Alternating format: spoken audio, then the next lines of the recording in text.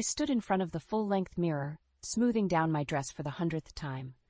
The reflection staring back at me was a far cry from the scared, broken woman I'd been just a few years ago. Max's voice drifted up from downstairs, reminding me we'd be late if I didn't hurry. "Coming, honey," I called back, taking a deep breath. Tonight was important, our first dinner with his mother since we'd gotten married. I'd only met Marianne once before, at the wedding, and her piercing gaze had left me feeling like I'd been dissected. As I descended the stairs, Max's face lit up. "You look beautiful, Leah," he said, pulling me in for a kiss. I relaxed into his embrace, savoring the feeling of safety and love, something I'd never truly known before him. "Thanks," I murmured. "I just hope your mother approves." Max chuckled. "Don't worry about her. She'll love you once she gets to know you." If only I'd known then how wrong he was. The drive to Marianne's sprawling Victorian home was quiet, my stomach churning with nerves. As we pulled up, I noticed the meticulously manicured lawn and the gleaming Mercedes in the driveway. "Ready?" Max asked, squeezing my hand.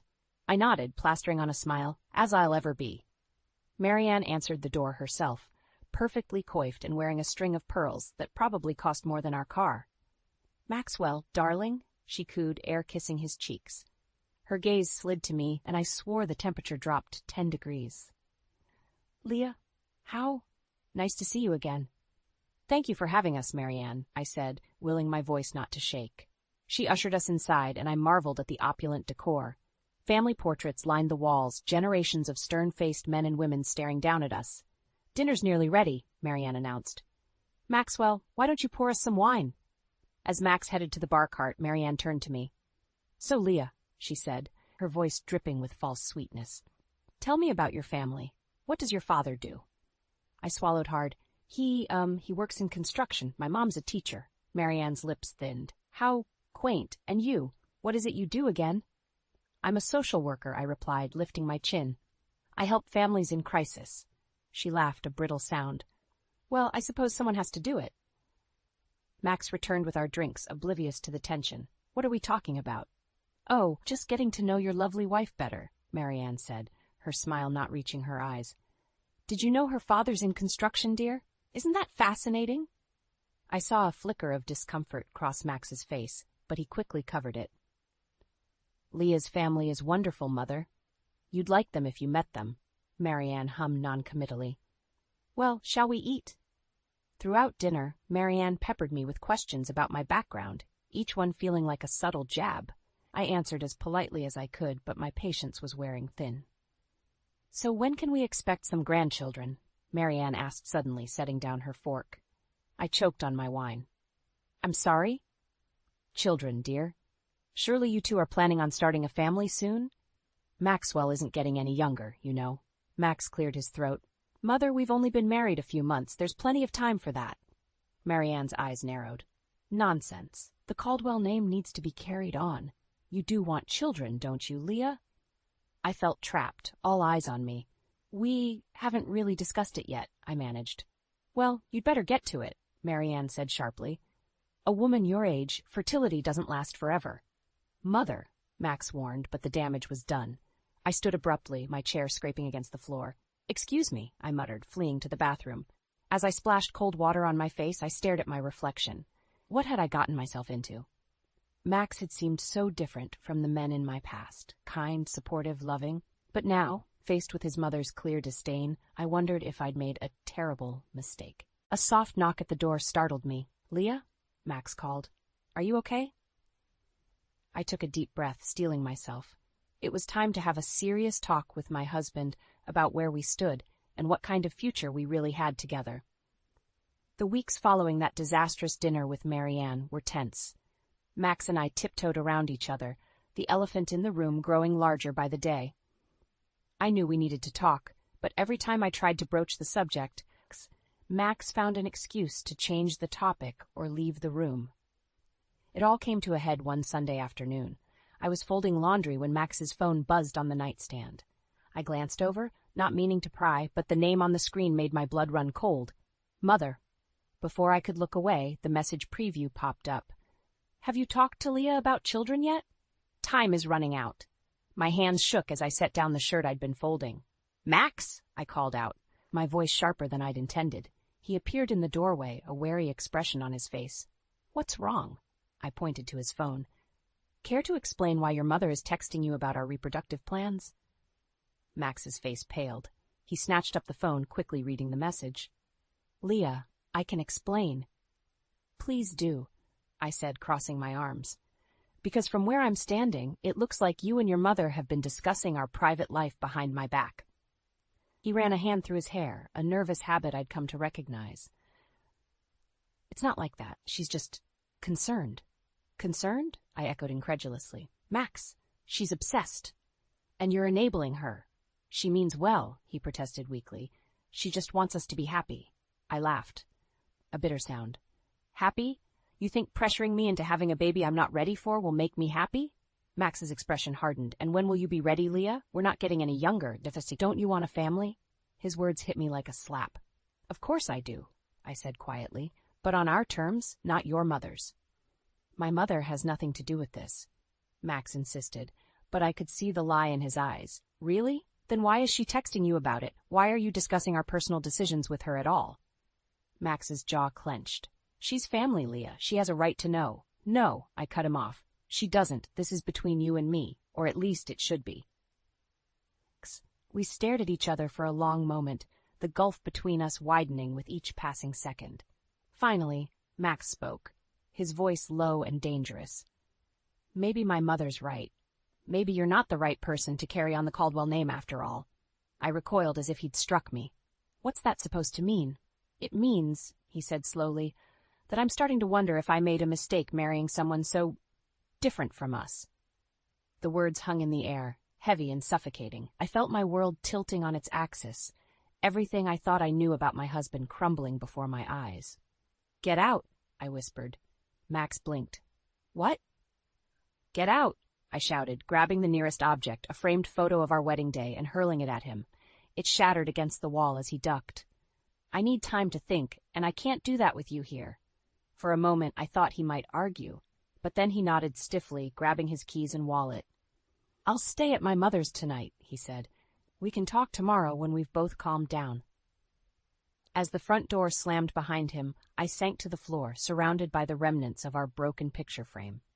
How had things gone so wrong so quickly? And more importantly, what was I going to do now? My phone buzzed, and I reached for it mechanically. A text from Marianne flashed across the screen. Max told me what happened. You're making a big mistake, dear. Come over tomorrow, and we'll sort this all out. I stared at the message, a cold fury building in my chest. No more playing nice, no more trying to please everyone. It was time to stand up for myself, even if it meant losing everything I thought I wanted. With shaking fingers, I typed out a reply. Stay out of my marriage, Marianne. This is your only warning. As I hit send, I knew I'd just declared war, and I had no idea if I was ready for the battle ahead. The weeks after my confrontation with Max were a blur of tense silences and forced politeness. We'd reached an uneasy truce, but the weight of unspoken words hung heavy between us. I knew we were both waiting for the other shoe to drop. It finally did on a crisp autumn morning. I was sipping my coffee when Max cleared his throat, setting down his newspaper with an air of forced casualness. Leah, he began, his voice carefully neutral. I've been thinking, maybe we should see a fertility specialist. I nearly choked on my coffee. What?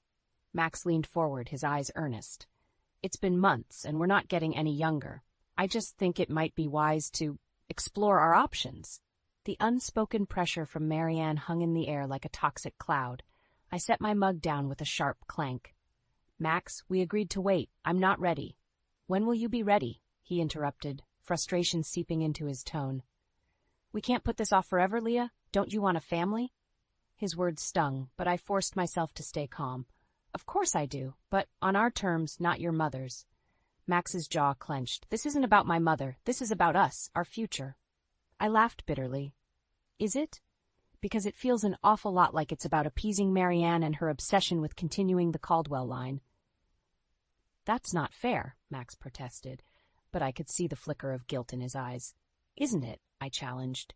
Then why the sudden urgency? Why can't we just let things happen naturally? Max ran a hand through his hair, a telltale sign of his agitation. Because we don't have the luxury of time. Look, I've already made an appointment with Dr. Reeves. She's the best fertility specialist in the city. I felt like I'd been slapped.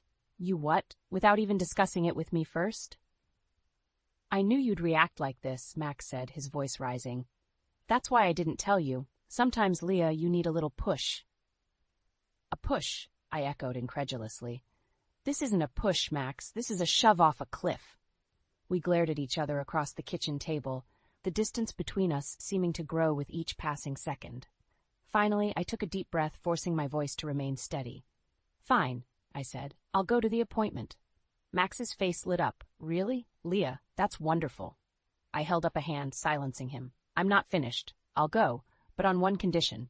Your mother stays out of this. Completely. No more discussions about our private life. No more helpful suggestions. This is between you and me. Agreed? Max hesitated, and I saw the struggle play out across his face. Finally, he nodded. Agreed. The appointment was set for the following week. As I sat in Dr. Reeves' sterile office, listening to her explain the battery of tests we'd need to undergo, I couldn't shake the feeling that I was losing control of my own life. Max, on the other hand, was practically vibrating with enthusiasm. He peppered the doctor with questions about success rates and treatment options, while I sat in numb silence. As we left the clinic, a wave of nausea hit me. I barely made it to a nearby trash can before emptying the contents of my stomach. Leah, Max exclaimed, rushing to my side. Are you all right? I wiped my mouth, a strange calm settling over me. I'm fine, I said. Just a bit of nerves, I guess. But as Max helped me to the car, chattering excitedly about next steps, a realization dawned on me. The nausea, the fatigue I'd been feeling lately, it couldn't be. Could it? I placed a hand on my stomach, a mix of fear and wonder coursing through me. If I was right, everything was about to change, and I had no idea if I was ready for what was coming. As we pulled into our driveway, I turned to Max, my heart pounding. We need to talk, I said, my voice barely above a whisper. I think I might be pregnant. The day of our 20-week ultrasound arrived with a mix of excitement and trepidation. Max and I had barely spoken about the pregnancy, tiptoeing around each other like strangers sharing a house.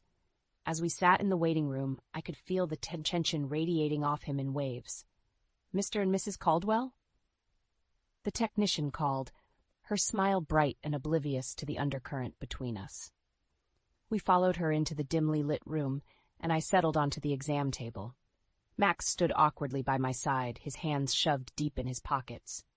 Are you ready to see your baby? The technician asked cheerfully. I nodded, not trusting my voice. As she spread the cold gel on my stomach, I reached for Max's hand out of habit. He hesitated for a moment before taking it, his grip loose and uncomfortable. The room filled with the rapid whoosh-whoosh of our baby's heartbeat. Despite everything, tears sprang to my eyes. That's our baby, I whispered, glancing at Max. His face was unreadable, eyes fixed on the grainy image on the screen. Is everything normal? He asked, his voice tight. The technician nodded, moving the wand across my belly. Everything looks perfect. Would you like to know the gender? I felt Max stiffen beside me. We hadn't discussed whether we wanted to find out, but suddenly I needed to know. Yes, I said firmly, squeezing Max's hand. We'd like to know. The technician smiled, adjusting the image. Congratulations, you're having a little girl. The world seemed to tilt on its axis. A girl. My daughter. I felt a surge of love so powerful it took my breath away, but Max's hand had gone limp in mine. I turned to look at him, and the expression on his face made my blood run cold. Disappointment, anger, maybe even disgust? A girl? He repeated, his voice flat. The technician, sensing the shift in mood, quickly wrapped up the appointment. As we left the clinic, the silence between us was deafening. In the car, I couldn't hold back anymore. Max, talk to me. What's going on? He gripped the steering wheel so tightly his knuckles turned white. It's nothing. I guess I was hoping for a boy. Hoping? Max, this is our child, our daughter. How can you be disappointed? He sighed heavily. You don't understand, Leah. In my family, the firstborn has always been a son. It's tradition. It's expected. I felt like I'd been slapped. Expected? By who? Your mother? Max's jaw clenched. This isn't about my mother. It's about carrying on the Caldwell name, the legacy. Stop the car, I said quietly. What? I said, stop the car! I shouted. Max pulled over and I fumbled with my seatbelt, desperate for air. As I stumbled out onto the sidewalk, Max called after me, "Leah, where are you going?" I whirled to face him, fury and heartbreak warring inside me. "How dare you," I hissed. "How dare you taint this moment, this miracle, with your outdated sexist expectations? This is our daughter, Max, a living, breathing part of both of us. And if you can't see how precious that is, then maybe we've made a terrible mistake." Max's face paled. "Leah, you don't mean that. Come on, let's go home and talk about this." But I was already backing away, shaking my head. I can't go back to that house, not right now. I need time to think." As I turned and walked away, I heard Max call out behind me, his voice tinged with panic. But I didn't look back. My hand rested protectively on my stomach, where my daughter, my perfect, beautiful daughter, was growing. In that moment, I knew with absolute certainty that everything had changed. The life I thought I wanted, the future I had planned with Max, it was all crumbling around me. And as the first tears began to fall, I realized I had a choice to make, one that would determine not just my future, but my daughter's as well. I spent the night at my parents' house, ignoring the constant buzzing of my phone as Max tried to reach me. By morning, I felt hollowed out but resolute. I had to face this head-on. When I returned home, Max was waiting, his face a mask of concern and guilt. "Leah, I'm so sorry, I didn't mean." I held up a hand, silencing him. "We need to talk, but not now. Your mother's coming over, isn't she?" Max nodded, looking sheepish. "I told her about the baby. She insisted on coming." My stomach clenched, but I steeled myself. "Fine, let's get this over with." Marianne arrived like a storm, bursting through our front door without knocking. Her eyes locked onto me immediately, narrowing as they took in my protective stance, one hand resting on my barely there bump. "Well," she said, her voice dripping with disdain, "I hear congratulations are in order. Though I can't say I'm not disappointed." I felt Max tense beside me, but to my surprise he spoke up. "Mother, please, this is our child we're talking about." Marianne waved him off, her gaze never leaving me. "Don't be naive, Maxwell. This girl will never be able to carry on the Caldwell name properly. You know what needs to be done." The room went deathly quiet. I felt the blood drain from my face as her words sank in. "What are you saying, Marianne?" She stepped closer, her voice lowering to a conspiratorial whisper.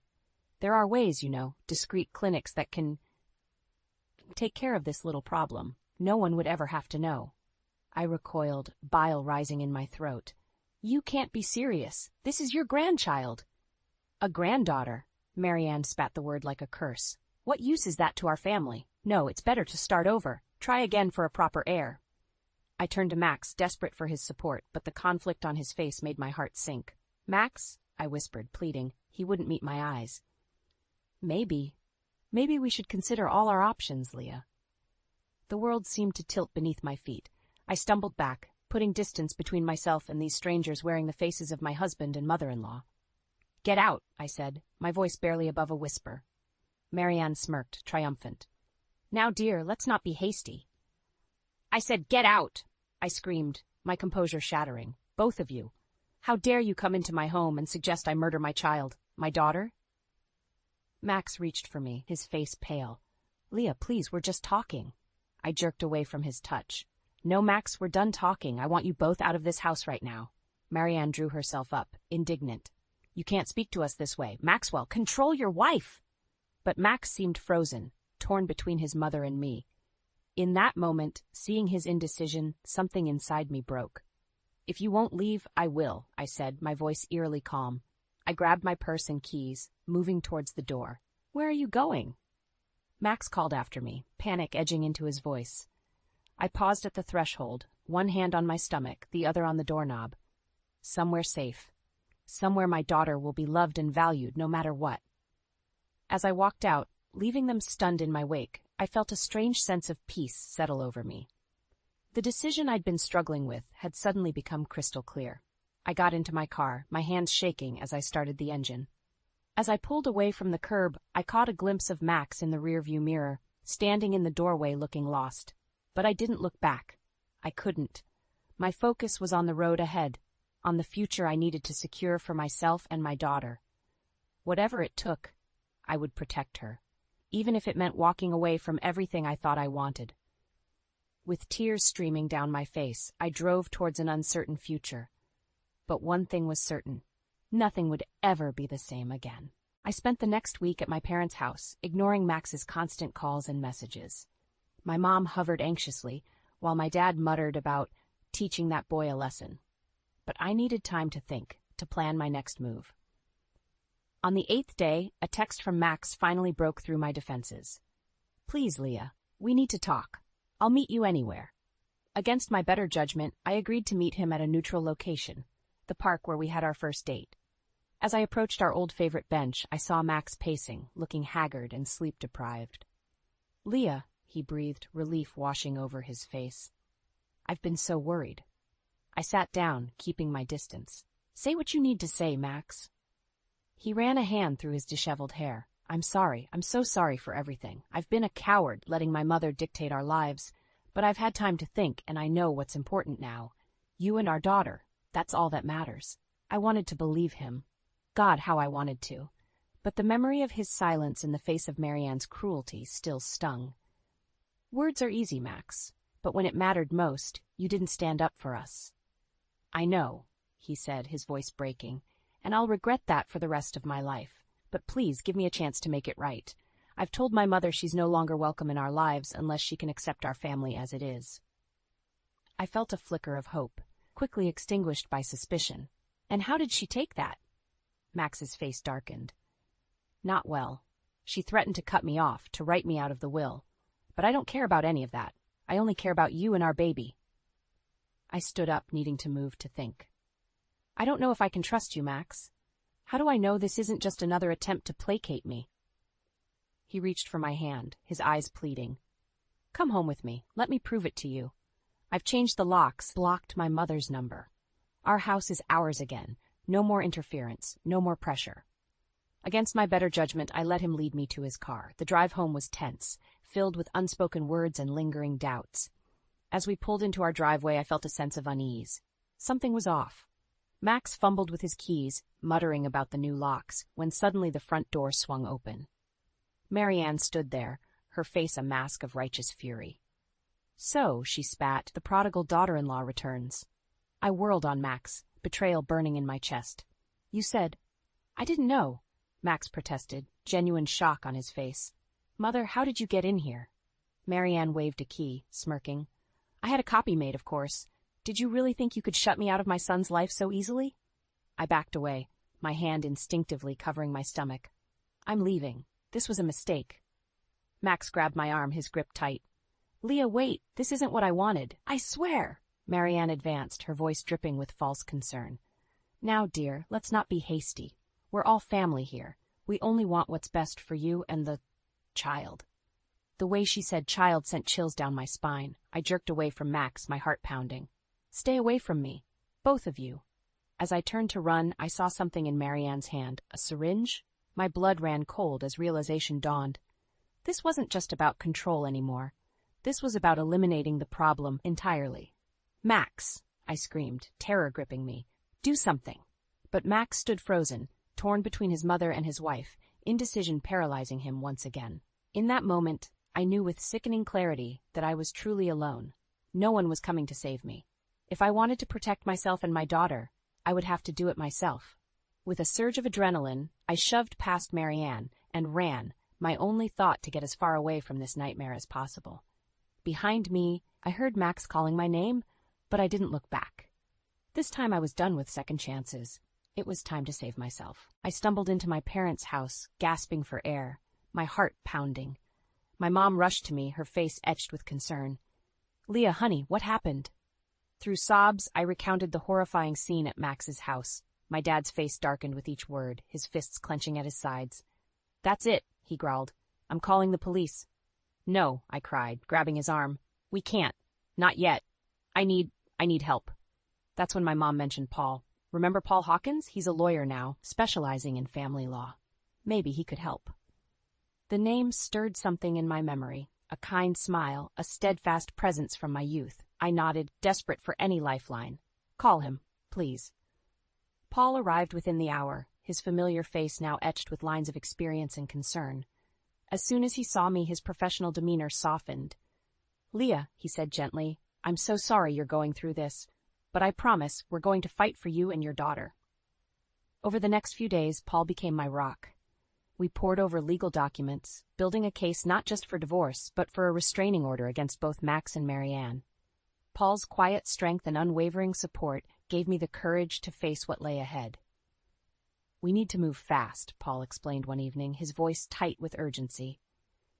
Max's family has connections. If we don't act now, they might try to manipulate the system. I nodded, feeling a strange mix of fear and determination.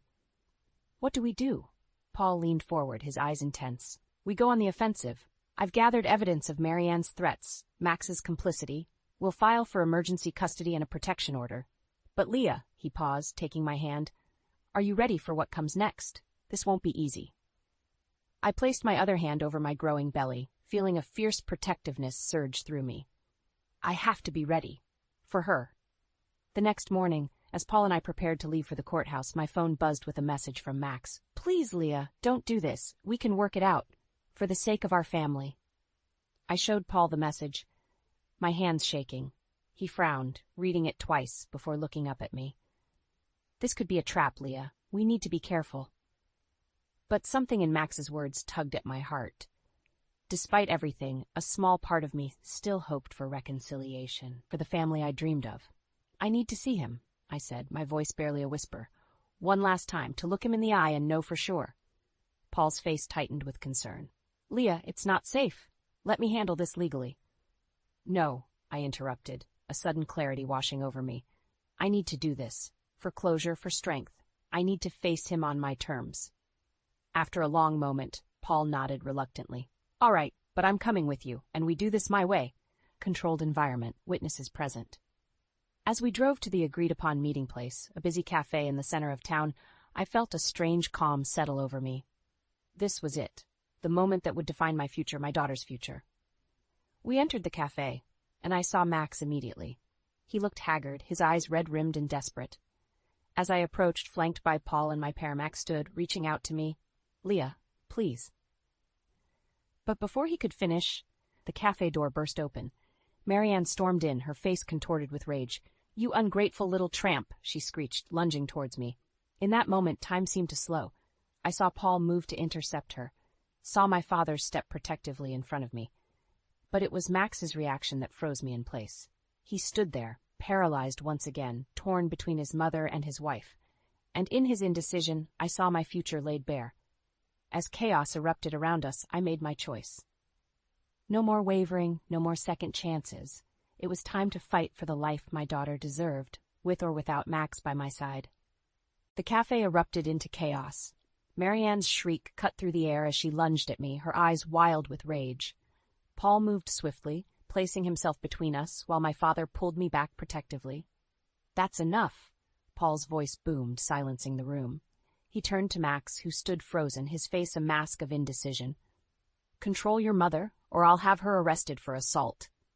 Max finally snapped out of his stupor, grabbing Marianne's arm.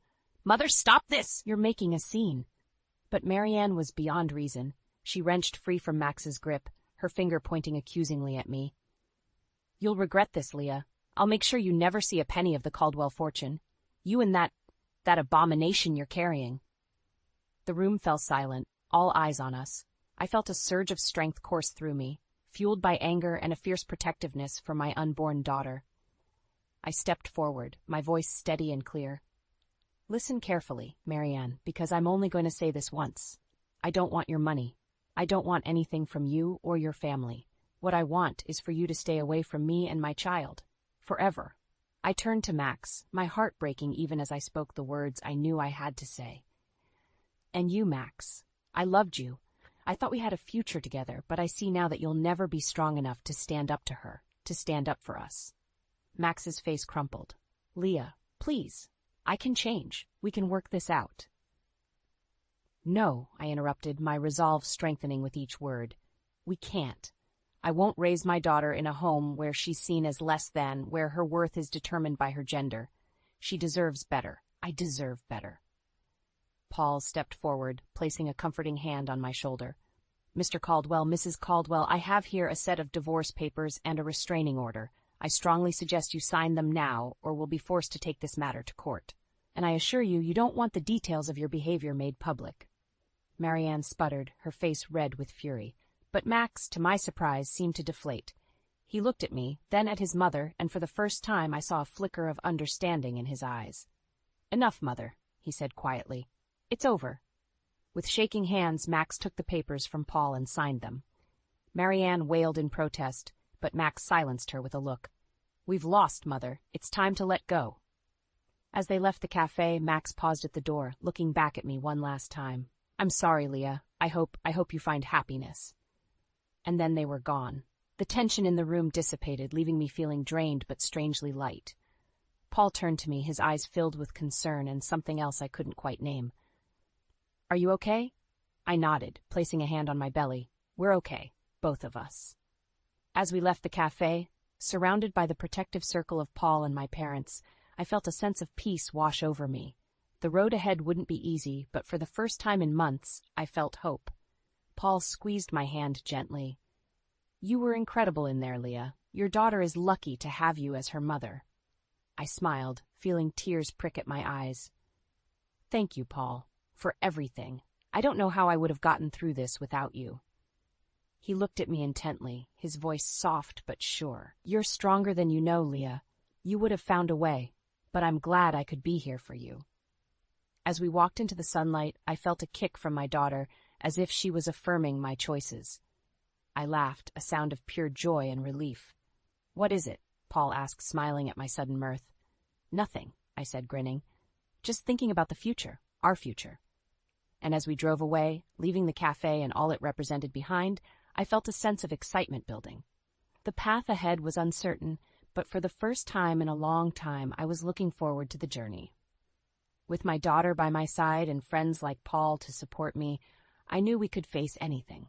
The battle was over and we had won. Now it was time to start living.